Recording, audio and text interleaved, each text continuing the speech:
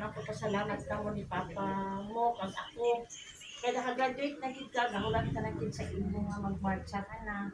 Masking nagahulat ka, pero siyempre, di pa tani ang gusto nga magtrabaho ka. Pero, ang kagustuhan mo man nga mag-obra ka. Pero amo ginawis gid ni Papa mo nga sa unta nga imo lang kalit tapuson ang imo nga mag-review ka pa sa Cebu karong December ang gusto namon. Pero hambal ang imong girlfriend nga next year ka pa. Di po din makakuha sa imo kay kagustuhan man nimo na. Kami ni Papa nimo andam lang sa imo ha mag-suporta sa imo kay. Lisod ba po nga kami ang magkuhan sa imo nga o sige mag-review na ka karon dili ba dai mo gusto. Di karon di ba magana ano ko kay dili pa ko ready. Ano ba?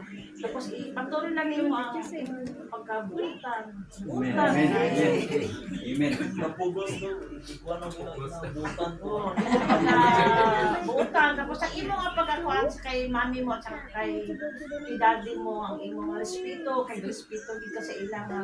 Pero ikaduhanan nimo siya nga hilikanan kay wala naman diri si papa mo karon kay naaman sa Mo kontra gawas. dito. Siya man ang aton nga ikaduha nga ano. Amo na. Kawata ko singa buutan ka no.